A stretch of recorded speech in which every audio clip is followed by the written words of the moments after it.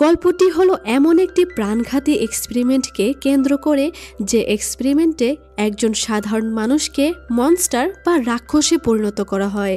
কিন্তু কারা এবং কেন এই প্রাণঘাতী এক্সপেরিমেন্ট চালাচ্ছে এবং এর রহস্যটাই বা কি, এই সবই আমরা আজকে জানতে চলেছি। 2023 সালে মুক্তি পাওয়া হিস্টোরিক্যাল হরর রোমান্টিক জেনরের কোরিয়ান ড্রামা গংসং ক্রিয়েচার, যার আইএমডিবিতে রেটিং রয়েছে 7.3 আউট অফ 10। তো চলো কোনো ধরনের স্পয়লার না দিয়ে শুরু করা যাক আজকের এক্সপ্লানেশন। গল্পের শুরুতেই আমরা জাপানিজ মিলিটারিদের একটা হেডকোয়ার্টার দেখতে পাই, যেটা চায়নার নর্থ ইস্টে ছিল। সেখানকার চিফ তাদেরকে অর্ডার দেয় পুরো কোয়ার্টার ধ্বংস করে দিতে, এবং তারা এখানে যে প্রাণঘাতী অমানবিক এক্সপেরিমেন্ট করেছে সেই সব কিছুর প্রমাণ জ্বালিয়ে দিতে। তখন আমরা সেখানে একজন সায়েন্টিস্ট লেফটেন্যান্টকে দেখি, যার নাম হলো কাটো। তারা পুরো কোয়ার্টার ধ্বংস করার কার্যক্রম শুরু করে দেয়। আমরা সেখানে শত শত মানুষের লাশের ভার দেখতে পাই, যাদের ওপর এক্সপেরিমেন্ট করার ফলে মৃত্যু হয়েছিল। তাদেরকে জ্বালিয়ে দেওয়ার জন্য একত্রিত করা হচ্ছিল, এবং যেসব জীবিত বন্দী মানুষদের ওপর রিসার্চ করার কথা ছিল তাদেরকে নৃশংসভাবে মেরে ফেলা হয়। লেফটেন্যান্ট কাটোর হাতের কাচের জারে আমরা ছোট্ট একটা প্রাণীকে দেখতে পাই, যার নাম হলো নাজিন।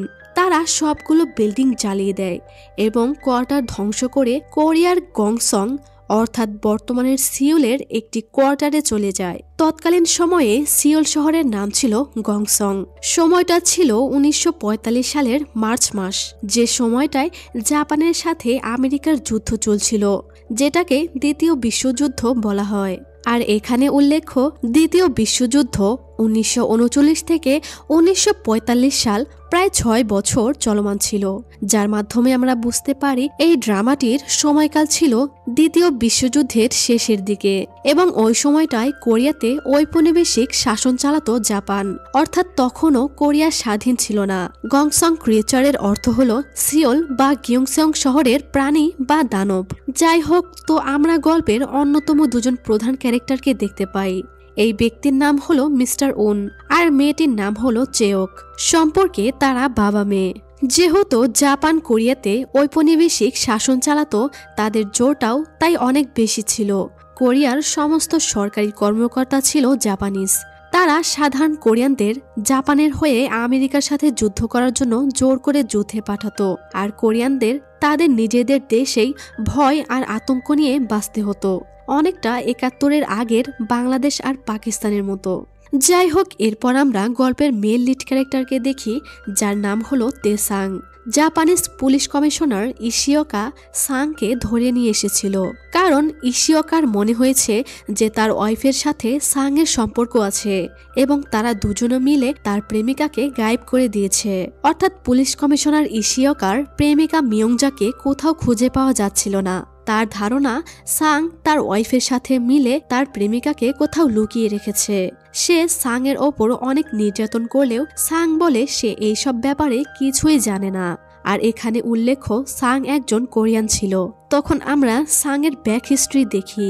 সাং হলো শহরের সবচেয়ে বড় পাউন শপ অর্থাৎ বন্ধকি দোকানের মালিক। তার শপের নাম হলো হাউস অফ গোল্ডেন ট্রিজার।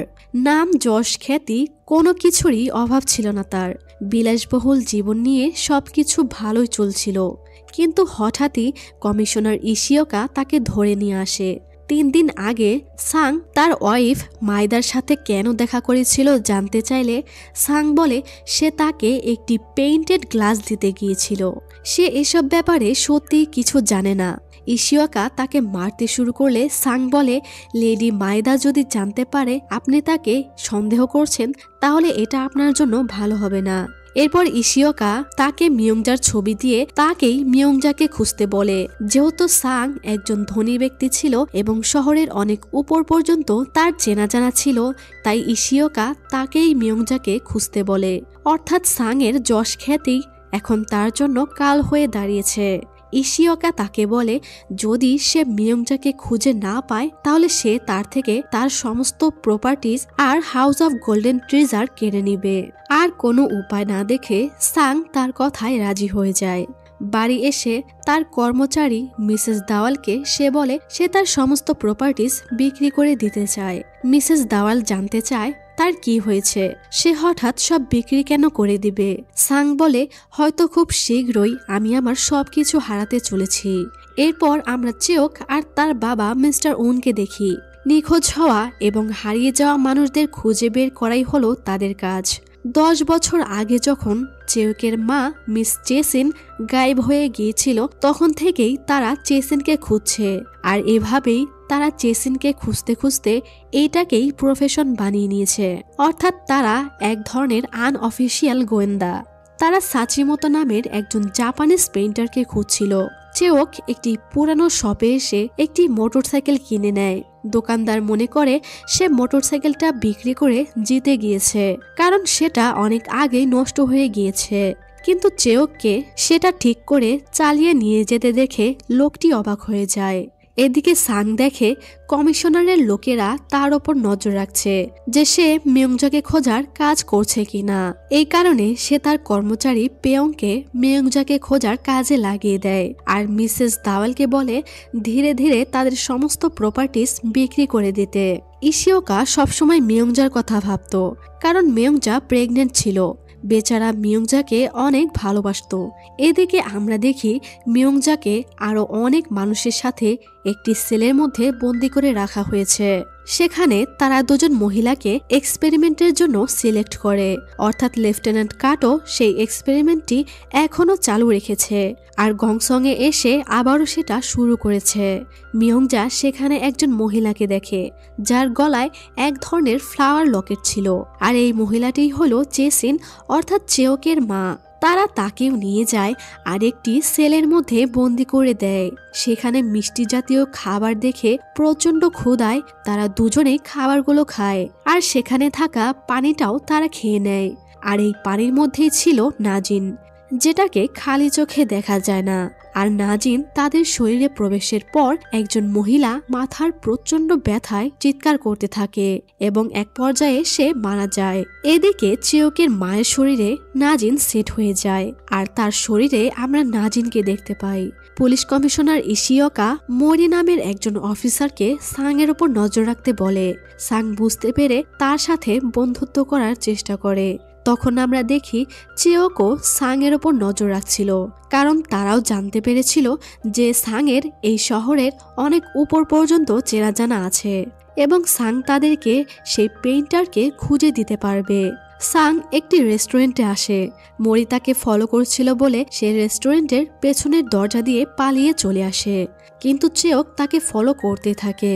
সাং তখন বুঝতে পেরে তাকে পেছন থেকে হামলা করে আর জানতে চায় সে কে, সে কেন তার পিছু করছে। চেওক কিছু বলার আগেই তাদের দুজনের মধ্যে ফাইট শুরু হয়ে যায়। চেওক মেয়ে হলেও সে ফাইটিং এ অনেক দক্ষ ছিল। লড়াই শেষে সাং তার বন্দুক নিচে নামায় আর জানতে চায় সে তাকে ফলো কেন করছিল। চেওক বলে সে গত 10 বছর হলো তার মাকে খুঁজে বেড়াচ্ছে, আর তার মাকে খোঁজার জন্য সাচিমোতো নামের একজন জাপানিজ পেইন্টারের খোঁজ দরকার। সাং বলে তার মা হয়তো ওই পেইন্টারের সাথেই পালিয়ে গিয়েছে। এই শুনে চেওক তাকে থাপ্পড় মেরে সেখান থেকে চলে যায়, কিন্তু সাং এর মেয়েটির এমন অ্যাটিটিউড দেখে ভালো লেগে যায়। সাং মিয়ংজার খোঁজ নিতে তার বন্ধু জুনের সাথে দেখা করতে আসে। জুন হলো একটি গোপন সংগঠনের সদস্য, যে সংগঠন কোরিয়ার স্বাধীনতার জন্য গোপনে কাজ করত। জুন সাংকে দেশের হয়ে কাজ করতে বলে এবং তার সম্পত্তি দেশের মানুষের কল্যাণে বিনিয়োগ করতে বলে, কিন্তু সাং এর এইসবে একদমই ইন্টারেস্ট নেই। সে বলে আমি আমার মায়ের দেখানো পথেই চলছি, আমি অনেক কষ্টে এত দূর পর্যন্ত এসেছি। যাই হোক, বাড়িতে আসলে সে দেখে মিসেস দাওয়াল দুজন গোয়েন্দার খবর পেয়ে তাদেরকে নিয়ে এসেছে, আর এই গোয়েন্দাই হলো চেওক এবং তার বাবা। চেওক তখন সাংকে এখানে দেখে তার সাথে কাজ করতে চায় না। তখন সাং বলে সে তাদেরকে সাচিমোতোকে খুঁজতে সাহায্য করবে, আর এজন্য তারা মিয়ংজাকেও খোঁজার কাজটা নিয়ে নেয়। এরপর আমরা সাচিমোতো নামের সেই জাপানিজ পেইন্টারকে দেখতে পাই। কয়েক মাস আগে সে উনসং নামক একটি হসপিটালে এসেছিল। উনসং হসপিটালের পাশে ছিল জাপানিজ মিলিটারিদের হেডকোয়ার্টার। তো ডক্টর ইচিরো তাদের সব এক্সপেরিমেন্টের রেকর্ড পেইন্টিং করার জন্য তাকে কাজে নিয়োগ দেয়। ডক্টর ইচিরো নৃশংসভাবে জীবন্ত একজন মানুষের পেট কাটলে এটা দেখে সাচিমোতোর বমি চলে আসে। সে একটি রুমে বসে কান্না করছিল, আর তখনই সে চেসিন মানে চেওকের মাকে দেখেছিল। সাচিমোতোর টাকার দরকার ছিল, আর এই কারণেই সে কাজটা নিতে বাধ্য হয়। তবে সে এই কাজে একদমই খুশি ছিল না। সে সবসময় ডিপ্রেশনে থাকতো। সেন বর্তমানে আসলে তাকে চেসিনের ছবি আঁকতে বলা হয়। তখন তার চোখের সামনে ভয়ঙ্কর একটি প্রাণীকে দেখে সে ভয়ে আটকে ওঠে। সে জানে না যে এটাই আসলে চেসিন। এদিকে চেওক লুকিয়ে কমিশনার ইশিওকার বাড়িতে যায় এবং লেডি মাইদার ওপর নজর রাখে। চেওক এটা বের করে ফেলে যে মিয়ংজাকে শেষবার লেডি মাইদার বাড়িতেই দেখা গিয়েছিল এবং সেখান থেকে লেডি মাইদা তাকে উনসং হসপিটালে পাঠিয়ে দিয়েছিল। তারা সবাই এটা বুঝতে পারে না যে মিয়ংজাকে কেন উনসং হসপিটালে পাঠানো হয়েছে।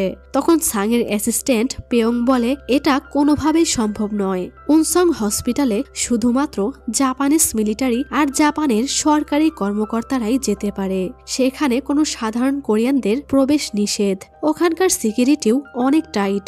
মিয়ংজাকে কেন সেখানে পাঠানো হবে? চেওক বলে এটা জানতে হলে আমাদেরকে উনসং হসপিটালের ভেতরে যেতে হবে, কিন্তু এটা খুব একটা সহজ বিষয় হবে না। ওই হসপিটালে নিশ্চয় কোনো কিছু চলছে। সাং তার বন্ধু জুনের কাছে আসে এবং তার আইডি কার্ডটা চায়, কারণ জুনের বাবা নিজের বিজনেস টিকিয়ে রাখার জন্য জাপানিজদের সাথে হাত মিলিয়েছিল, আর তাদের পরিবারের উনসং হসপিটালে যাওয়ার অনুমতি ছিল। এজন্য সাং তার আইডি কার্ডটা নিতে আসে, যেটার মাধ্যমে তারা হসপিটালে প্রবেশ করতে পারবে। সাং চেওককে তার হবু স্ত্রী সাজায় হসপিটালে যাওয়ার জন্য। চেওককে দেখতে বেশ লাগছিল। সাংয়ের চেওককে ভালো লাগতে শুরু করে। তো এরপর তারা হসপিটালের সিকিউরিটি পার করে হসপিটালে ঢুকে পড়ে। এখানে এসে পেয়ং অসুস্থ হওয়ার নাটক শুরু করে, আর এই সুযোগে চেওক হসপিটালের রেকর্ড রুমে চলে আসে। কিন্তু কিছুক্ষণ পরে সেখানে মিস্টার ও নামের একজন তাকে দেখে ফেলে, যে ওই হসপিটালের কর্মচারী ছিল। সে জানতে চায় সে এখানে কি করছে। তখন মিস্টার উন এসে তার দিকে বন্দুক তাক করলে সে অনেকটা ভয় পেয়ে যায়। সে তাদেরকে একটি সাইন দেখায়, যেটার অর্থ হলো সে একজন দেশপ্রেমিক এবং সে কোরিয়ার স্বাধীনতার পক্ষে কাজ করা একটি গোপন সংগঠনের সদস্য। এদিকে পেয়ংকে ডক্টর একটা ইনজেকশন দিতে যাচ্ছিল। তখন চেওক তাদের সিগন্যাল দিতেই সে বলে ওঠে তার শরীর ঠিক হয়ে গিয়েছে। এদিকে চেসিন সম্পূর্ণরূপে মনস্টার হয়ে গিয়েছিল। সে মিলিটারিদের উপর হামলা করলে মিলিটারিরা তার উপর অনবরত ফায়ার করে, যার শব্দ এদিক থেকে এরা সবাই শুনতে পায়। তখন পুরো হসপিটালে ইমার্জেন্সি অ্যালার্ম বাজিয়ে সবাইকে হসপিটাল থেকে বেরিয়ে যেতে বলা হয়। এদিকে চেসিন অনেক রেগে গিয়েছিল। চেসিন মানুষের শরীর থেকে কিছুটা জোকের মতো করে রক্ত পান করে। সে নৃশংসভাবে মিলিটারিদের মারলে এটা দেখে লেফটেন্যান্ট কাটো খুশি হয়ে বলে আমাদের এখানে দেবীর জন্ম হয়েছে। তারা চেসিনকে নাজিন এবং এক ধরনের সিরামের মাধ্যমে এমন একটি প্রাণী বানিয়ে ফেলেছে যেটাকে বলা হয় অ্যানথ্রাক্স স্পিউইং হাইব্রিড ক্রিয়েচার। আমি সহজ ভাষায় এই প্রাণীগুলোকে নাজিন বলবো। আর এখন চেসিন সম্পূর্ণভাবে নাজিন হয়ে গিয়েছে। এদিকে চেওক আর তার বাবা ঠিক করে তারা আজ রাত এখানেই থাকবে। হসপিটালের পেছনে যে মিলিটারি ওয়ার্ড আছে সেখানকার বেসমেন্টে নিশ্চয়ই কিছু চলছে। কি চলছে এটা জানতে হলে তাদের এখানেই থাকতে হবে।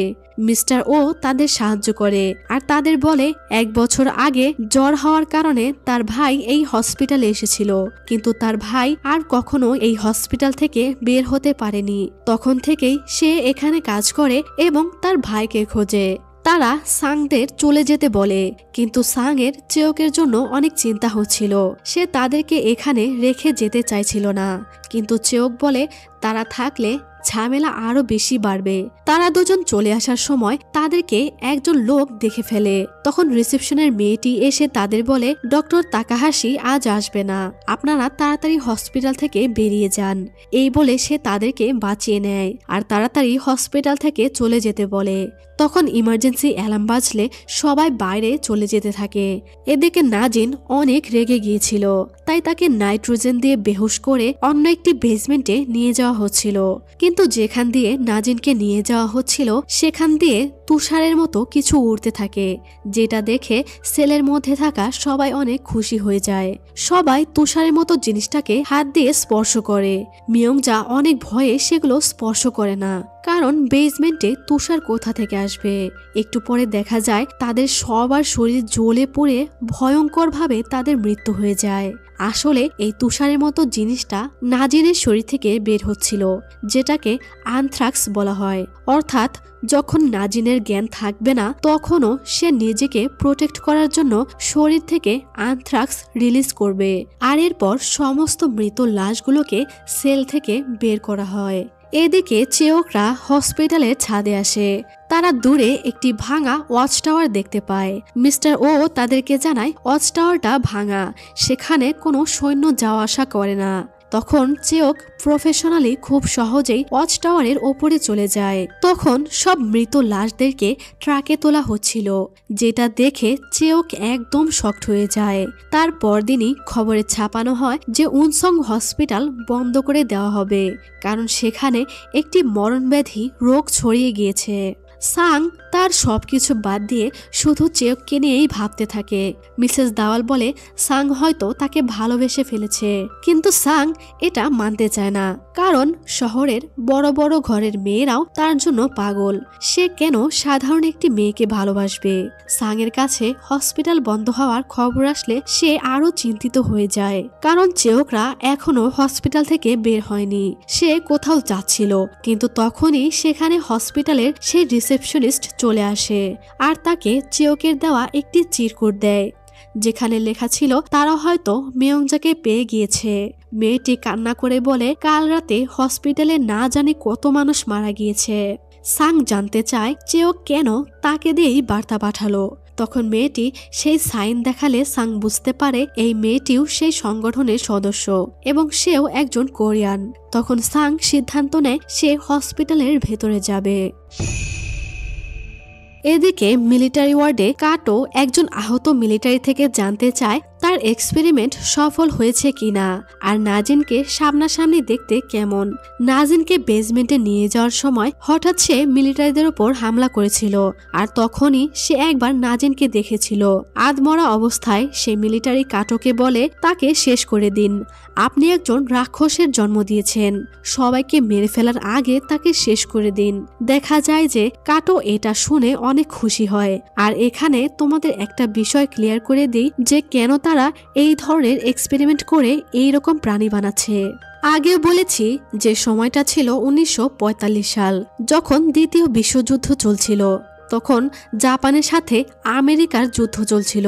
তো তখন জাপান যুদ্ধাস্ত্র হিসেবে ব্যবহার করার জন্য এই রকম প্রাণী বানাচ্ছিল যেন তারা আমেরিকার সাথে যুদ্ধে জিততে পারে। তো এই ব্যাপারটা নিয়ে রিসার্চ করে আমি জানতে পারলাম যে দ্বিতীয় বিশ্বযুদ্ধ চলাকালীন জাপানিজরা সত্যিই কোরিয়ানদের উপর এইরকম এক্সপেরিমেন্ট করেছিল, কিন্তু তার ওই এক্সপেরিমেন্টে সফল হয়নি, যদিও অনেক মানুষ সেই এক্সপেরিমেন্টে মারা গিয়েছিল।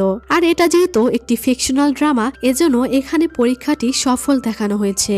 তো যাই হোক, সাং পুলিশ কমিশনার ইশিওকার ওয়াইফ লেডি মায়দার কাছে আসে উনসং হসপিটালে যাওয়ার জন্য সাহায্য চাইতে। মায়দা বলে সাং কখনোই হসপিটালে যেতে পারবে না, যদি সে হসপিটালে ঢুকে পড়ে তাহলে আর সেখান থেকে বের হতে পারবে না। তাই সে সাংকে এইসব থেকে দূরে থাকতে বলে।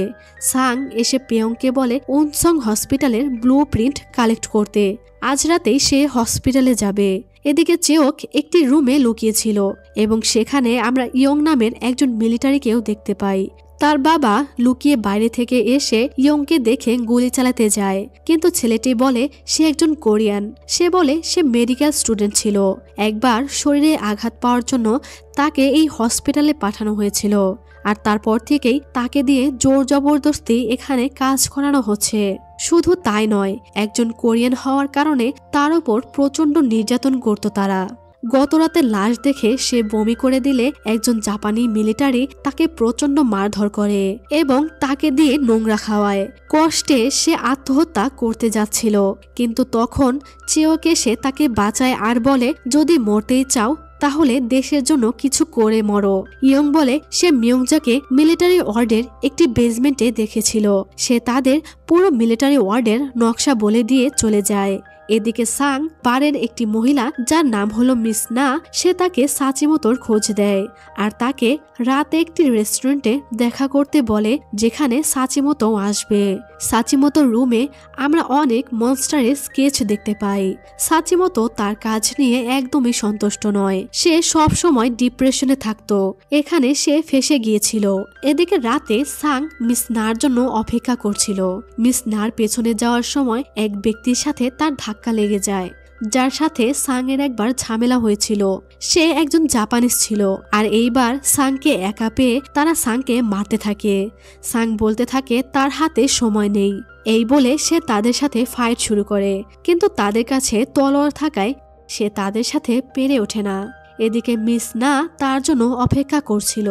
একজন জাপানিজ পুলিশ সেখানে আসলে সাং তার থেকে সাহায্য চায়, কিন্তু সাং একজন কোরিয়ান হওয়ায় সে তাকে সাহায্য তো করেই না, উল্টে তাদেরকে বলে যায় মারার যেন কোনো শব্দ না আসে। এই ঘটনায় সাং প্রচুর রেগে যায়। রাগে কষ্টে সে তার এক লাথিতে তাকে ঘায়েল করে ফেলে আর বলে আমরা ইতিমধ্যেই অনেক কিছু হারিয়েছি, তাই আমাদেরকে বেশি বিরক্ত করো না, এটা তোমাদের জন্য ভালো হবে না। সাং সাচিমোতোর সাথে দেখা করতে পারে না। তলোয়ারের আঘাতে সে অনেকটা ঘায়েল হয়ে গিয়েছিল। মিসেস দাওয়াল তাকে হসপিটালে নিয়ে যেতে চাইলে সাং বলতে থাকে তাকে এখনই উনসং হসপিটালে যেতে হবে। মিসেস দাওয়াল তার উপর চিৎকার করতে থাকে। সে কিছুতেই এই অবস্থায় তাকে যেতে দিতে চায় না, কিন্তু সাং বলে না গেলে তাকে সবকিছু হারাতে হবে। সে তার হাউস অব গোল্ডেন ট্রিজারও হারিয়ে ফেলবে। তখন সেখানে মিস না সাচিমোতোকে নিয়ে হাজির হয়। সাচিমোতো তাকে জীবনের বিনিময় হলেও সাহায্য করতে চায়। তখন জুনও তার সাথে যেতে চায়, কারণ তার সংগঠনের কয়েকজন সদস্যকেও হসপিটালে বন্দি করে রাখা হয়েছে। সাং সাচিমোতোর সাহায্য নেয় হসপিটালে প্রবেশ করার জন্য। সাচিমোতো যেহেতু জাপানিজ ছিল আর সে যেহেতু এখানেই কাজ করত, এজন্য তারা খুব সহজেই হসপিটালের ভেতরে প্রবেশ করতে পারে। তখন আমরা দেখি সাং রিক্সাওয়ালা সেজেছিল আর সিটের নিচের বক্সের মধ্যে ছিল জুন। সাং চেওককে শেষবার যেখানে রেখে গিয়েছিল সেখানে গেলে সে তাকে খুঁজে পায় না, কিন্তু সে অ্যারো চিহ্ন দেখে বুঝতে পারে যে এইটা চেওকের সিগন্যাল। এজন্য তারা ওই অ্যারো সাইন দেখেই সামনে এগিয়ে যেতে থাকে।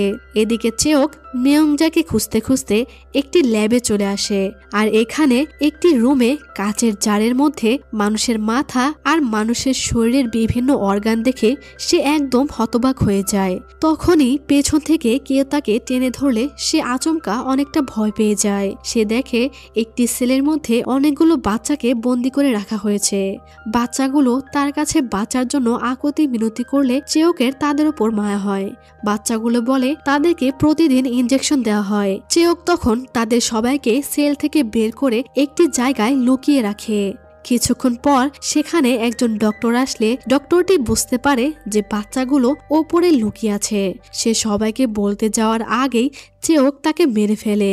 চেওক তাদের সবাইকে নিয়ে ছাদের দিকে যেতে থাকে যেখানে তার বাবা আছে, কিন্তু সেখানে কয়েকজন মিলিটারি চলে আসায় মিস্টার উন লুকিয়েছিল। তখনই চেওক নিচ থেকে সিগন্যাল দিলে তার বাবা আর উপায় না পেয়ে সে মিলিটারিদের সামনে চলে আসে, না হলে তার মেয়ে চেওক ধরা পড়ে যেত। তখনই আবার সাং এর লোকজন সিগন্যাল স্বরূপ আতশবাজি ফাটায়, কারণ সাং যে হসপিটালে এসেছে এটা বোঝানোর জন্য চেওক তাকে সিগন্যাল পাঠাতে বলেছিল। তখন আমরা ইয়ংকে দেখতে পাই, যাকে ঘুমাতে না দিয়ে এইভাবে রাখা হয়েছিল। কি নৃশংস। যাই হোক, এদিকে মিস্টার উন এই সুযোগে মিলিটারিদের উপর অ্যাটাক করে। চেওকও উপরে এসে তাদের সাথে ফাইট করে, কিন্তু যখনই চেওককে একজন মিলিটারি শুট করতে যাচ্ছিল তখনই সাং এসে তাকে মেরে ফেলে। আর আতশবাজির জন্য এই গোলাগুলির আওয়াজ হেডকোয়ার্টারের কেউই শুনতে পায় না। এরপর বাচ্চাগুলোকে উপরে আনা হয়। তাদের দেখে সাং কিছুটা ডিসঅ্যাপয়েন্টেড হয়ে যায়, কারণ হসপিটাল থেকে তাদের বের হয় মুশকিল। তার উপর তাদেরকে মিয়ংজাকেও খুঁজতে হবে। কিন্তু বাচ্চাগুলোর শরীরে প্রচুর ইনজেকশনের দাগ দেখে তারা বুঝতে পারে না এখানে কি চলছে। মেয়েটি কান্না করে বলে এই ইনজেকশন দিলে তাদের অনেক কষ্ট হতো, তো অনেক বাচ্চা তো মারাও গিয়েছে। তাই তারা সবাই সিদ্ধান্ত নেয় সবার আগে বাচ্চাগুলোকে তারা বাইরে বের করবে। এদিকে ডক্টরের লাশ দেখে সবাই বুঝে যায় হসপিটালে বাইরের কেউ প্রবেশ করেছে। চেওক সাংকে জিজ্ঞেস করে তার সাথে যে জাপানিজ এসেছে সে কে। সাং তাকে বলে তাকেই সে এতদিন খুঁজছিল, এইটাই হলো পেইন্টার সাচিমোতো। চেওক তখন ব্যস্ত হয়ে তাকে তার মায়ের একটি স্কেচ দিয়ে জানতে চায় সে এখন কোথায় আছে, এটা সে জানে কিনা, কারণ ওই স্কেচটা সাচিমোতো নিজেই এঁকেছিল। কিন্তু সাচিমোতো বলে সে জানে না যে তার মা কোথায় আছে, সে শুধু একবারই কোথাও একটা তার মাকে দেখেছিল। চেওক এটা শুনে হতাশায় কান্না করে দেয়। এদিকে কাটো আর ইচিরো নাজিনকে পোষ মানানোর চেষ্টা করছিল। তারা কিছু মানুষকে নাজিনের বেসমেন্টে দিলে ইচিরো ঘন্টা বাজানোর সাথে সাথে নাজিন তাদেরকে মেরে রক্ত খাওয়া শুরু করে, যা দেখে তারা বুঝতে পারে যে নাজিন ধীরে ধীরে তাদের বশে চলে আসছে। এদিকে তারা বাচ্চাগুলো বাইরে বের করার প্ল্যান করে। তখনই একজন লেফটেন্যান্ট এসে সাচিমোতোর বক্স চেক করলেও তারা সেখানে কিছুই খুঁজে পায় না এবং তারা চলে যায়। এদিকে আমরা দেখি বাচ্চাগুলোর মধ্যে সবচেয়ে বড় বাচ্চাটিকে রিক্সাওয়ালা সাজিয়ে বাইরে পাঠিয়ে দেওয়া হয়েছে। সাং তাকে সাহস নিয়ে এক দৌড়ে রিক্সা নিয়ে বাইরে চলে যেতে বলেছিল, আর সৌভাগ্যবশত সে বাইরে চলেও আসে। বাইরে বেরিয়ে সে প্রচুর কান্না করতে থাকে। সে সরাসরি সাং এর একটি চিঠি নিয়ে সাং এর বাড়িতে মিসেস দাওয়ালের কাছে চলে আসে, আর মিসেস দাওয়াল তাদের সবাইকে আদর করে ঘরে নিয়ে যায়। আর এরপর অনেক বড় একটা টুইস্ট রিভিল হয়। দেখা যায় যে কমিশনার ইশিওকার ওয়াইফ লেডি মাইদাই হলো এই সব কিছুর মাস্টার মাইন্ড। তার বাবাও এই দলের একজন লেফটেন্যান্ট ছিল। সে ইচিরোকে বলে তার বিশ্বাস গোল্ডেন ট্রেজারের মালিক তেসাং এখন এই হসপিটালে আছে। মাইদা ইচিরোকে অর্ডার দেয় মিয়ংজার বাচ্চা না হওয়া পর্যন্ত যেন তার কোনো ক্ষতি না হয়। মিস্টার ও তাদেরকে বলে তার ভাইকে পেলে যেন তারা তাকে বাঁচানোর চেষ্টা করে। তার ভাইয়ের গলার নিচে একটি কালো দাগ রয়েছে। এটা বলে তারা দুজনে চলে যায়, আর তারা চারজন মিলে বেসমেন্টের দিকে যেতে শুরু করে। মিলিটারিদের লাশ দেখে ইমার্জেন্সি অ্যালার্ম বাজিয়ে সবাইকে অ্যালার্ট করা হয়। এদিকে তারা সবাই সাচিমোতোর বলে দেওয়ার রাস্তা মতো সেলের দিকে যাচ্ছিল, আর জুন তারা সহকারীদের বাঁচাতে তাদের থেকে আলাদা হয়ে যায়। আর এদিকে কয়েকজন মিলিটারি ভুলবশত নাজিনের বেসমেন্টে গেলে নাজিন তাদের সবাইকে মেরে তার বেসমেন্ট থেকে বাইরে বেরিয়ে যায়। এরপর একজন মিলিটারি তাদেরকে ধরে ফেলে তাদের মধ্যে ফায়ার শুরু হয়, আর সাং কোনোভাবে লোকটিকে মেরে ফেলে। আর এখান থেকে চেওকের বাবাও তাদের থেকে আলাদা হয়ে যায় অন্য বেসমেন্টে মিয়ংজাকে খুঁজতে। আর তখনই হঠাৎ সাং এর সামনে নাজিন চলে আসলে সে তাকে দেখে অনেক ভয় পেয়ে যায়। তারা বুঝতে পারে না যে এটা কি জিনিস। চেওক তাকে একের পর এক গুলি করে, কিন্তু নাজিনের শরীর থেকে সব গুলি বেরিয়ে যায়। তারা দুজন কোনোভাবে পালিয়ে একটা জায়গায় নিজেদেরকে বন্দি করে ফেলে। মিস্টার উন তখন তার মেয়েকে বাঁচাতে নাজিনের ওপর একের পর এক হামলা করে কোনোভাবে পালিয়ে যায়। এদিকে জুন তার কমরেডদের পেয়ে যায় ঠিকই, কিন্তু সেও মিলিটারিদের হাতে ধরা পড়ে যায় এবং তাকে বন্দি করে রাখা হয়। আর এদিকে সাং আর চেওকও মিলিটারিদের কাছে ধরা পড়ে যায়। সেখানে ইয়ংকে দেখতে পেয়ে চেওক তার ছুরিটা ফেলে দিয়ে সারেন্ডার করে, কিন্তু তাদের দুজনকে তখন নাজিনের খাবার হিসেবে নিয়ে যাওয়া হচ্ছিল। আর তখনই একজন লেফটেন্যান্ট সাং এর মুখ দেখে তার সাথে আলাদাভাবে কথা বলতে নিয়ে যায়, আর চেওককে আলাদা বন্দি করে তাকে প্রচুর মারধর করা হয়। ওই লেফটেন্যান্ট সাং এর কাছে অনেক কিছু ডিমান্ড করে। সে তার থেকে একটি বাড়ি আর একটি দোকান চায়। এসব দিলেই সে তাকে এখান থেকে জীবিত ছাড়বে। লোকটি বলে সে এর আগেও একবার তাকে বাঁচিয়েছিল, অর্থাৎ যখন তারা বাচ্চাদের বাইরে বের করছিল তখন এই লেফটেন্যান্ট তাকে দেখেও ছেড়ে দিয়েছিল। সাং তাকে বলে সে যদি চেওক আর মেয়ংজাকে বের করতে পারে তাহলেই তার অফার সে অ্যাকসেপ্ট করবে। লেফটেন্যান্ট বলে এটা তার ক্ষমতার বাইরে। তখন সাং তাকে বলে তাহলে তার জন্য তাকে 3টা কাজ করে দিতে হবে। প্রথমত মিসেস দাওয়ালকে তার বার্তা পাঠাতে হবে, দ্বিতীয়ত নিচের জেলের সামনে যে গার্ডরা আছে তাদেরকে সরাতে হবে, এবং তৃতীয়ত হলো চেওক কোথায় আছে সেটা তাকে বলতে হবে। এদিকে একজন লেফটেন্যান্ট চেওককে প্রচুর মারলেও সে কিছুতেই তার মুখ খোলে না। তখন তারা তাকে সম্মানহানি করার চেষ্টা করে, আর তখনই লেফটেন্যান্ট কাটো এসে তাকে তার কেবিনে নিয়ে যায়। কাটো তার থেকে জানতে চায় সে এখানে কেন এসেছে। চেওক মিথ্যা বলে যে সে তার মাকে খুঁজতে এসেছে। কাটো তখন চেওকের থেকে তার মায়ের নাম জানতে চায়। চেওক তার মায়ের নাম বললে সাথে সাথে তার জেসিনের কথা মনে পড়ে যায়। আর তখন কাটো চেওককেও নাজিন বানানোর জন্য নাজিন মেশানো পানি চেওককে পান করতে দেয়, কিন্তু চেওক সেটা পান করে না। এরপর আমরা দেখি জুনের বাবা তার ছেলেকে বাঁচানোর জন্য ডক্টর ইচিরোকে অনেক টাকার ঘুষ দেয়। আর এদিকে জুনকে পেন পেপার দিয়ে বলা হয় তার সাথে যারা যারা আছে তাদের সবার নাম লিখতে, না হলে তাকেও কেটে কুটে রিসার্চ করা হবে। জুন তখন মিস্টার ওর ভাইয়ের কাটা মাথা দেখতে পায়, যার গলায় কালো দাগ ছিল। এই দেখে তার বমি চলে আসে। আর এরপর সাং জেল থেকে বাইরে বের হয়, যেটা দেখে সবাই তাদেরকে বাঁচাতে বলতে থাকে। সে তাদেরকে সেলের চাবি দিয়ে বলে সে তাদেরকে বাঁচানোর জন্য অবশ্যই এখানে আসবে, তবে তারা যেন তার আসার আগেই বেরিয়ে গিয়ে বোকামি না করে। এদিকে চেওককে আবারও সেলের মধ্যে রাখা হয়। তখন সুযোগ বুঝে ইয়ং তাকে একটি ছুরি দেয়, আর সাংও তার কাছে আসতে থাকে। চেওককে তখন সেই সেলের মধ্যেই রাখা হয় যেখানে তার মাকে রাখা হয়েছিল। সেখানকার দেওয়ালে তার মা লিখেছিল, আমি আমার মেয়ে চেওককে দেখতে চাই। 10 বছরে সে হয়তো অনেক বড় হয়ে গিয়েছে। এই লেখা দেখে চেওক বুঝতে পারে এটা তার মাই লিখেছে। এটা দেখে সে প্রচন্ড কান্না করতে থাকে। আর তখন সেখানে সাংও তার কাছে চলে আসে। চেওক বলে তার মা এখনো এই হসপিটালে আছে, সে তাকে খুঁজে বের করবে।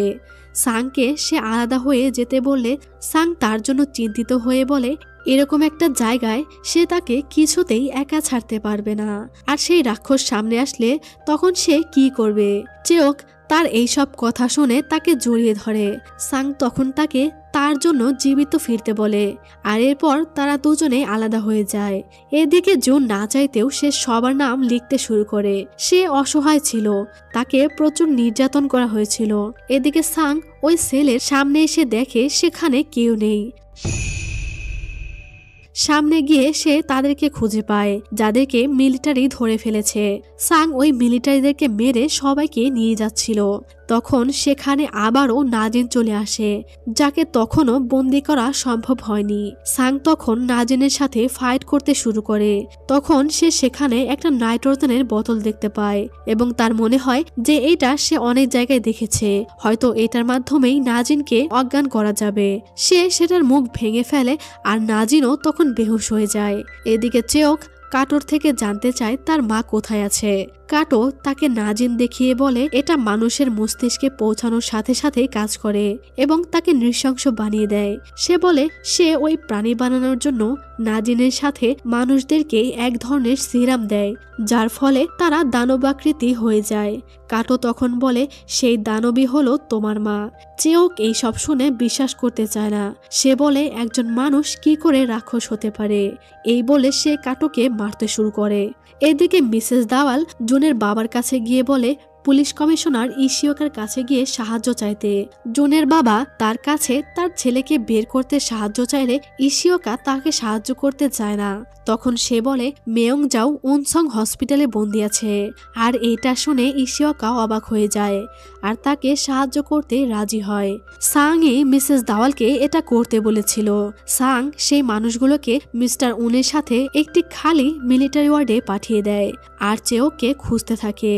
এদিকে চেওককে আবারও বন্দি করা হয় আর এবারে তাকে নাজিনের বেসমেন্টেই বেঁধে রাখা হয় আর নাজিনকে তার বেসমেন্টের দিকে যেতে বাধ্য করা হয়।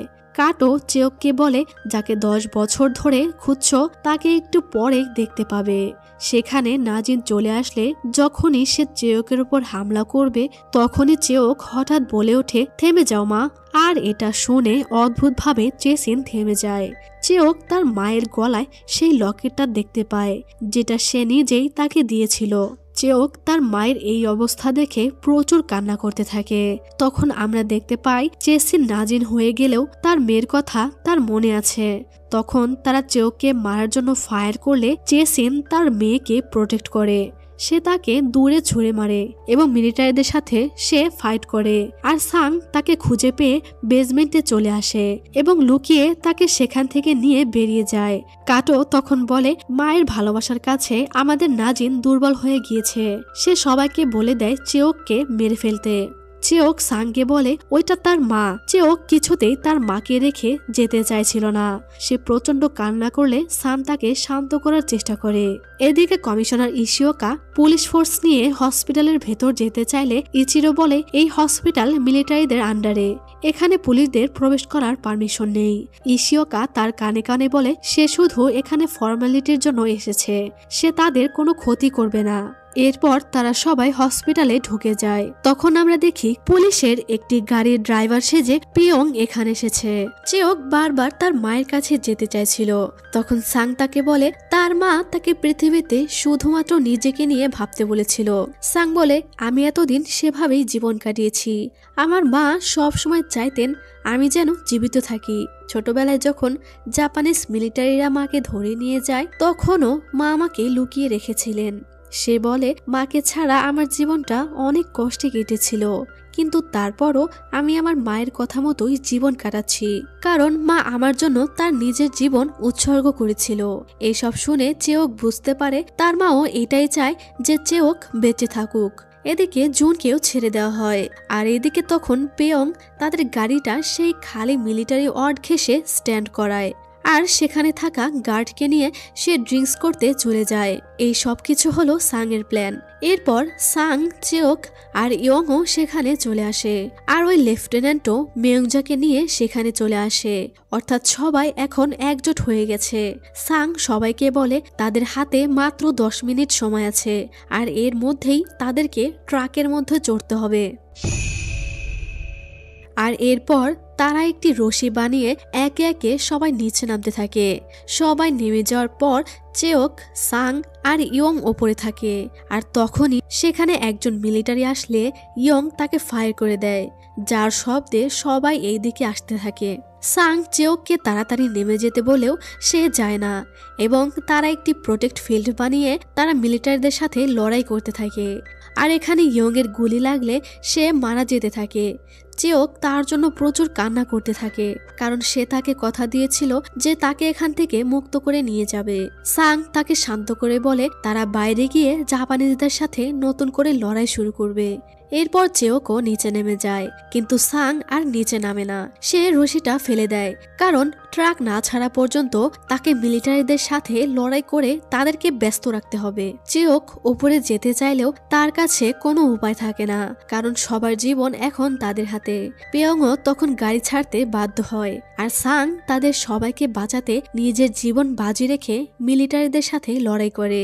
এদিকে সবগুলো গাড়ি বাইরে বেরিয়ে যায়। কিছুক্ষণ পর সাং লুকাতে গিয়ে একটি জায়গায় পড়ে যায় আর সেখানেই অজ্ঞান হয়ে পড়ে থাকে। এদিকে কাটো দেখতে পায় যে সেই কাপের মধ্যেকার পানি নেই, অর্থাৎ সেই পানি কেউ পান করেছে। সে শুধু ভাবতে থাকে এই পানি কে পান করেছে, কারণ এই পানির মধ্যেই সে নাজিন রেখেছিল। চেয়ক তো তখন পানি পান করেনি, তাহলে এটা কে পান করলো? এদিকে ট্রাক অনেকটা দূরে আসার পর মেয়ংজা ট্রাক থেকে নেমে যায়, কিন্তু ইশিওকা পেয়ং এর গাড়ির পেছনে তাদের লোককে লাগিয়ে দেয়। পেয়ং জানতো যে এমনটাই হবে, কারণ ইশিওকা একজন জাপানিজ, সে শুধুমাত্র মেয়ংজাকেই বের করতে চায়। পেয়ং তখন কোনো রকমে গাড়ি নিয়ে তাড়াতাড়ি চলে যায়। তো সামনে একটি উৎসবের কারণে তারা পেয়ংকে কিছুক্ষণের জন্য ফলো করতে পারে না। কিছুক্ষণ পরে তারা পেয়ংকে ধরে ফেলে, কিন্তু এরই মধ্যেই সবাইকে সে ওই উৎসবের মধ্যে নামিয়ে দিয়েছে। আর এই কারণে তারা কাউকেই খুঁজে পায় না, যার কারণে তারা পেয়ংকে গ্রেফতার করে নিয়ে যায় এবং সমস্ত সাধারণ মানুষদের ওপর লাঠিচার্জ করা হয়। এদিকে সবাইকে মিসেস দাওয়াল সুরক্ষিতভাবে তাদের গন্তব্যে পৌঁছিয়ে দেয়। এদিকে কিছুক্ষণ পর সাংয়ের জ্ঞান ফিরে আসে, কিন্তু তাকে একজন মিলিটারি ধরে ফেলে। সাং তাকে কোনোভাবে মেরে সেখান থেকে পালিয়ে যায়। এরপর আমরা দেখি সেই নাজিন মিয়ংজার শরীরে অর্থাৎ কাটর রাখা পানি মিয়ংজাই পান করে নিয়েছিল, আর সে মাঝরাতে বাইরে বেরিয়ে যায় মানুষের রক্ত খাওয়ার জন্য। তখন সে ভাবতে থাকে লেডি মায়দা কিভাবে তার বাচ্চার স্বাস্থ্য পরীক্ষার জন্য তাকে ওই হসপিটালে পাঠিয়েছিল। এরপর সে একজন মানুষকে ধরে তার মস্তিষ্ক এবং রক্ত খেয়ে নেয়। এরপর লেডি মায়দা চেসেনকে দেখতে মিলিটারি ওয়ার্ডে আসে। ইচিরো বলে এই হসপিটাল এখনো লেডি মায়দার জন্যই চলছে। লেডি মায়দা নিজে কোনো এক কারণে চেসিনকে ধরিয়ে দিয়েছিল। সে এসে চেসিনকে ডাকলে চেসিন অনেক রেগে গিয়ে তার উপর হামলা করে। আর এই দিকে সাং একজন মিলিটারির পোশাক পরে বাইরে বের হয়, আর তখনই সে সেখানে লেডি মায়দাকে যেতে দেখে এবং সে বুঝতে পারে লেডি মায়দা এইসবের সাথে জড়িত আছে। সাং লেডি মায়দাকে জিম্মি করে বাইরে বেরিয়ে আসে, কিন্তু গাড়িতে উঠে সে অনেক বেশি ক্লান্ত থাকায় হঠাৎ করেই সে তার জ্ঞান হারিয়ে ফেলে। কিন্তু তারপরও লেডি মায়দা তাকে তার সাথে বাড়িতে নিয়ে যায়। এরপর প্রায় 4 দিন কেটে গেলেও সাংয়ের দেখা পাওয়া যায় না। এদিকে চেওক প্রতিদিনই সাংয়ের পাউন্ড শপের সামনে গিয়ে তার জন্য অপেক্ষা করত। চেওক তার বাবাকে বলে সে তার মাকে হসপিটালে খুঁজে পেয়েছে, আর ওই প্রাণীটাই ছিল তার মা। এই শুনে মিস্টার উন অনেক কষ্ট পায়। কত সুন্দর একজন মানুষকে তারা রাক্ষস বানিয়ে দিয়েছে। এদিকে চেসিন তার মেয়েকে খুঁজে না পেয়ে অনেক রেগে গিয়েছিল। যাই হোক, এইদিকে তখন পেয়ংয়ের উপর অনেক নির্যাতন করা হয়। তাকে ইলেকট্রিক শক দেওয়া হয়। তারা তার হাতের নখ তুলে ফেলেছিল। তার বুক আগুন দিয়ে পুড়িয়ে দেওয়া হয়। কষ্টে পেয়ং চিৎকার করতে থাকে। তখন তার মিসেস দাওয়ালের কথা মনে পড়ে যায়। সে তাকে বলেছিল যদি কখনো কেউ তার হাত পায়ে নখ তুলে নেয় অথবা শরীরের অঙ্গ পুড়িয়ে দেয়, তখন যেন নিজের জীবন বিপদে না রেখে যা জানে সব বলে দেয়। পেয়ং আর সহ্য করতে না পেরে সে তাদেরকে সবকিছু বলে দেয়। এদিকে 4 দিন পর সাংয়ের জ্ঞান ফিরে আসে। 4 দিন ধরে লেডি মায়দা তার সেবা করে তাকে সুস্থ করেছে। এর কারণ হলো লেডি মায়দা সাংকে পছন্দ করত। এরপর সাং আবারও বাড়ি ফিরে আসে। তাকে দেখে মিসেস দাওয়াল কান্না করে দেয়। সে ছোটবেলা থেকেই মায়ের মতো সাংয়ের দেখাশোনা করে এসেছে। এরপর ইশিওকার কাছে একটি কেস আসে, যেখানে মানুষের মস্তিষ্ক তুলে নেওয়া হয়েছে। প্রায় কিছুদিন ধরে তার কাছে এই ধরনের কেস আসছে, আর এই সব ইশিওকার প্রেমিকা মেয়ংজাই করছিল। সে বাড়ি এসে দেখে তার কাজের লোকেরও এই একই অবস্থা। এদিকে পুলিশ স্টেশনে মিস না পেয়ং সবার ওপর অমানবিক নির্যাতন করা হচ্ছিল। তখনই সেখানে সাং চলে আসে আর ইশিওকাকে বলে সবাইকে ছেড়ে না দিলে শহরের সমস্ত দোকান বন্ধ থাকবে। আর 2 দিন পর জাপানিজদের ফান্ড জমা করার জন্য একটি পার্টি আছে। শহরের সব দোকান বন্ধ থাকলে সেই পার্টিও হবে না। ইশিওকা জানতে চায় উনসং হসপিটালে কি চলছে, সেটা বললেই সে সবাইকে ছেড়ে দিবে। এই কারণে সাং তাকে এক্সপেরিমেন্টের ব্যাপারে সব বলে দেয়, আর এইটাও বলে এই সব কিছুর পেছনে তার ওয়াইফ লেডি মায়দা আছে। এরপর ইশিওকা সবাইকে ছেড়ে দেয়, যাদেরকে সেদিন রাতের উৎসব থেকে ধরা হয়েছিল তাদেরকেও। সাং পেয়ংয়ের কাছে এসে দেখে কি নৃশংসভাবে তাকে মারা হয়েছে। পেয়ং সাংকে দেখে কান্না করতে শুরু করে। সাং সবাইকে সেখান থেকে ছাড়িয়ে নিয়ে আসে। এরপর ইশিওকা মায়দার কাছে জানতে চায় তারা মেয়ংজার সাথে কি করেছে। মায়দা বলে আমাদের বিয়ে একটি সমঝোতা ছিল, তাই আমি তোমার সব প্রশ্নের উত্তর দিতে বাধ্য নই। ইশিওকা জানতে চায় যে মেয়ংজাকে সে কেন হসপিটালে পাঠিয়েছিল। মায়দা বলে তার সাথে যা ইচ্ছা করুন, কিন্তু তার পেটে আপনার বাচ্চা আছে, আর এখানেই আমার আপত্তি আছে। ইশিওকা তাকে বলে তুমি কি ভেবেছ যে 4 দিন ধরে সাং এর সেবা যত্ন করলেই তুমি তার মন পেয়ে যাবে? সাং অন্য একটি মেয়েকে পছন্দ করে যে তোমার থেকেও বেশি সুন্দরী আর যুবতী। তার সেবা করে তাকে সুস্থ করে তোমার কোনোই লাভ হবে না। এরপর মিসেস দাওয়াল সাংকে চেওকের কাছে যেতে বলে, কারণ চেওক তার জন্য অধীর আগ্রহে অপেক্ষা করছিল। রাতে চেওক বাইরে খাবার কিনতে গেলে সে সাংকে দেখে জড়িয়ে ধরে। তারা দুজনেই অনেকটা ইমোশনাল হয়ে যায়। এরপর তারা খাবার কিনছিল আর সেই পুলিশ ইন্সপেক্টর মরি সাংয়ের ওপর তখনও নজর রাখছিল। তখনই হঠাৎ সেখানে মেয়ংজা এসে তার ওপর হামলা করলে মরি তার ওপর গুলি চালায়, যার আওয়াজ শুনতে পেয়ে তারা সেখানে চলে আসে। মেয়ংজাকে তারা এই অবস্থায় দেখে অনেক অবাক হয়ে যায়। আর এইদিকে কাটো মায়েদাকে নাজিন সম্পর্কে বলছিল। সে বলে নাজিন কারো মস্তিষ্কে পৌঁছে গেলে সে শুধু মানুষকে শিকার করবে, তবে তাদের শরীরের কোনো পরিবর্তন হবে না, আর এদেরকে বলা হয় হাফ নাজিন। কাটো বলে শরীর দানবাকৃতির হয় যখন আমরা নাজিনের পাশাপাশি আনথ্রাক্স নামক একটি সিরাম কারো শরীরে ইনজেক্ট করি। এখানে মায়েদা জানতে পারে চেসিনের মেয়ে আসলে চেওক। মেয়ংজা সাং আর চেওকের ওপর হামলা করে দেয়, কিন্তু তারা কোনোভাবে তার আক্রমণের প্রতিরক্ষা করে। সাং তখন চিৎকার করে তাকে ডাকলে হঠাৎ তার হুঁশ ফিরে আসে আর সে জঙ্গলের দিকে পালিয়ে যায়। মরি পুলিশ স্টেশনে খবর পাঠিয়ে দিলে সমস্ত পুলিশ মেয়ংজাকে ধরার চেষ্টা করে।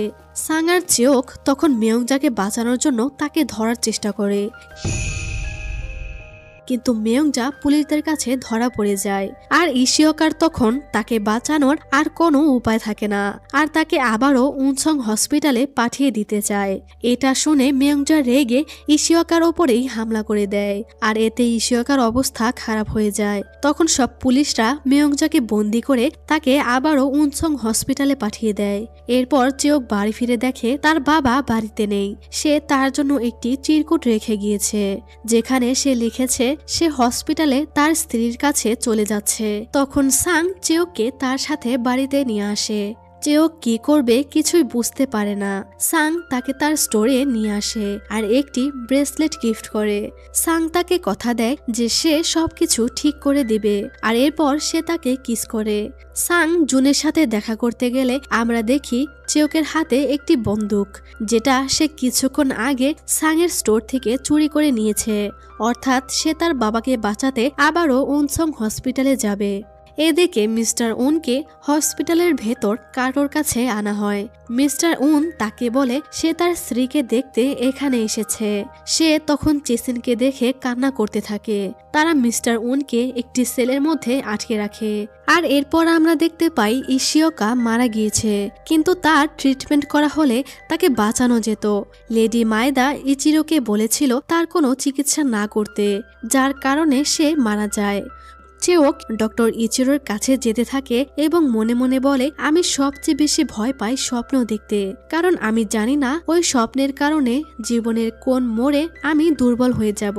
সে মনে মনে সাংকে ধন্যবাদ জানিয়ে তাকে বিদায় বলে এবং ইচিরোকে গুলি করে হত্যা করে ফেলে। আর এখানেই সিন কাট হয়ে যায়। এদিকে সাং জুনের সংগঠনের সদস্যদের সাথে কথা বলতে আসে। সে তাদের থেকে ডায়নামিট অর্থাৎ বোমা সংগ্রহ করতে যায়, কারণ সে উনসং হসপিটাল চিরতরে বন্ধ করে দিতে চায়। তখন মিস না এসে তাকে খবর দেয় যে চেওক ইচিরোকে মেরে ফেলেছে। এই খবর শুনে সে দৌড়ে সেদিকে যেতে থাকে। মরির থেকে সে জানতে চায় চেওক এখন কোথায় আছে, কিন্তু মরি তাকে জানায় চেওক ইচিরোকে মেরে কোথাও পালিয়ে গিয়েছে, তাকে কোথাও খুঁজে পাওয়া যাচ্ছে না। এদিকে চেসিন তার সেল ভেঙে বাইরে বেরিয়ে আসে। কাটো মিস্টার উনকে চেসিনের খাবার হিসেবে তার বেসমেন্টে দিতে বলে, কিন্তু মিস্টার উন মিলিটারিদের মেরে বাইরে বেরিয়ে আসে। এদিকে মায়েদা সাং এর সাথে দেখা করতে আসে এবং তাকে বলে চেওকের জন্য অপেক্ষা না করতে। সাং চেওক কোথায় জানতে চাইলে মায়েদা বলে সে মারা গিয়েছে।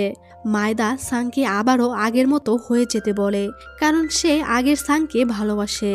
সাং বারবার তার থেকে জানতে চায় চেওক এখন কোথায় আছে। লেডি মায়েদা বলে সে তাকে কখনো খুঁজে পাবে না। এই বলে সে চলে যায়। সাং তখন তাকে আটকে বলে সে যেভাবেই হোক চেওককে খুঁজে বের করবেই। মায়েদা তাকে বলে কিভাবে বের করবে, এই ফালতু মানুষদের সাহায্য নিবে। সাং রেগে বলে সাবধানে কথা বলুন, তারা আমার পরিবার। তখন মায়েদা বলে এরা তোমার কেমন পরিবার যারা তোমার পিঠে ছুরি মারে? তুমি কি জানো যে মিসেস দাওয়ালি তোমার মায়ের ব্যাপারে জাপানিজদের বলেছিল? মিসেস দাওয়ালের তখন মনে পড়ে যায় সাং তাকে জিজ্ঞেস করেছিল সে তার মাকে চেনে কিনা।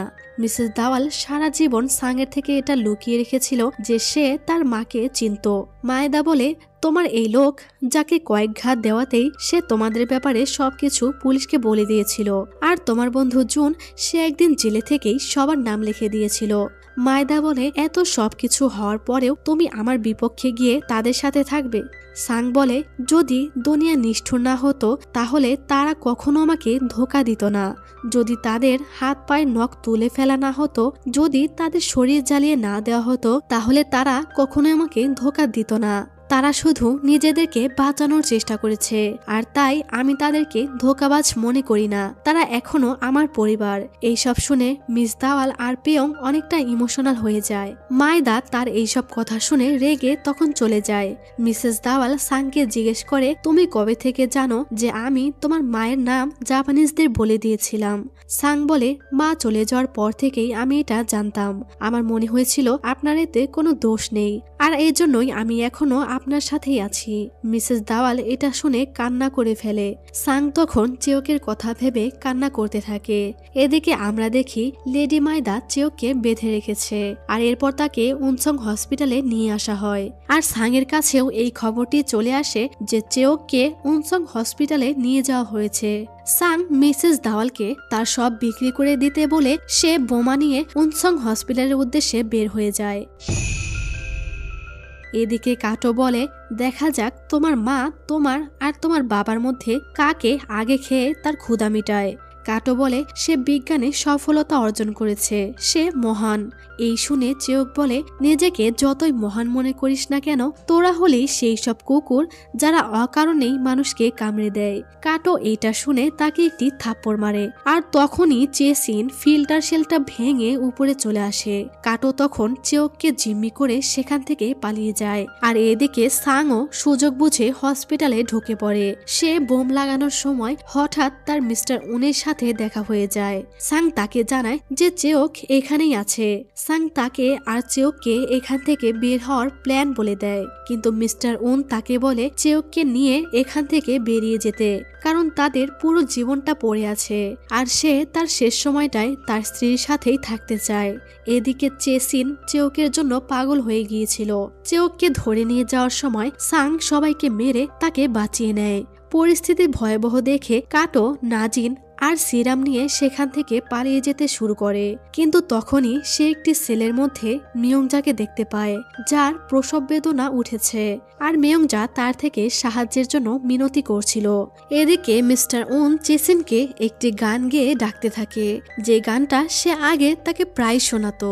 চেসিন সেখানে চলে আসলে সে চেসিনকে দেখে প্রচুর কান্না করতে থাকে, আর তখনই সমস্ত বোমা ব্লাস্ট হলে প্রায় পুরো হসপিটাল ধ্বংস হয়ে যায়। চেওক তখন তার বাবার জন্য প্রচন্ড কান্না করতে থাকে, কারণ এই ব্লাস্টের কারণে তার বাবা আর বেঁচে নেই। ফায়ার সার্ভিস এসে সেখানকার আগুন নেভাতে থাকে। তারা চেসিনকে খুঁজলে কোথাও তাকে খুঁজে পায় না। তখন আমরা সেখানকার একটি দেওয়ালের গর্ত দেখে বুঝতে পারি যে চেসিন দেওয়াল ভেঙে বাইরে বেরিয়ে গেছে। পুরো শহরে খবর ছড়িয়ে যায় যে উনসং হসপিটালে বোমা ব্লাস্ট হয়েছে। এদিকে সাং আর চেওক সাচিমোতোর সাহায্যে সেখান থেকে বাইরে বেরিয়ে আসতে সক্ষম হয়, আর তখন চেসিন ছাদের ওপর থেকে তাদেরকে যেতে দেখে সেও চেওকের পিছু পিছু আসতে থাকে। এইদিকে মিসেস দাওয়েল সমস্ত টাকা পয়সা কাজের ছেলে থমালের কাছে পাঠিয়ে দেয় সাং এর কাছে পৌঁছে দেওয়ার জন্য, কারণ সাং আজকে চায়না পালিয়ে যাওয়ার প্ল্যান করেছে। সাং চেওককে তার সাথে চায়না যেতে বলে, কিন্তু চেওক বলে তার জীবনের কোনো ভরসা নেই, সে যেখানে যাবে পুলিশ তাকে খুঁজে বের করবেই। সাং বলে তার জীবনটা সে তার বাবার জীবনের বদলে পেয়েছে, আর তাই সে এখন জীবনের বিনিময়ে হলেও চেওককে বাঁচাবে। এদিকে থমালকে পুলিশ ফলো করছিল। সে তখন একটি জায়গায় লুকিয়ে যায় এবং কোনোভাবে সমস্ত টাকা পয়সা নিয়ে সাং এর কাছে চলে আসে। তারা সেখানে চায়নার জাহাজের জন্য অপেক্ষা করছিল, কিন্তু তখনই সেখানে লেডি মায়দা তার দলবল নিয়ে হাজির হয়। মায়দা সাংকে বলে, আমি একসময় তোমাকে বন্ধু ভেবেছিলাম, কিন্তু হয়তো আজকে আমি আবারও একজন বন্ধু হারিয়ে ফেলবো। তোমার আগে যাকে আমি বন্ধু ভাবতাম সে এই মেয়েটির মায়ের জন্য আমার থেকে দূরে চলে গিয়েছিল।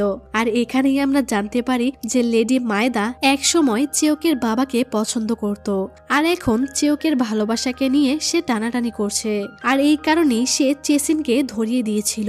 তো লেডি মায়দা তার লোকদের বলে দেয় তাদের দুজনকেই মেরে ফেলতে। এই বলে সে চলে যায়। তারা সবাই তাদের ওপর অ্যাটাক করলে তারা দুজনে মিলে তাদের সাথে প্রতিরক্ষা করার চেষ্টা করে, কিন্তু এতগুলো মানুষের সাথে তারা কোনোভাবেই পেরে উঠছিল না। আর তখনই আমরা দেখি সেখানে চেসিন আসছে। তারা দুজন যখন আহত হয়ে হেরে যায় তখনই চেসিন এসে তাদের সবাইকে মারতে শুরু করে।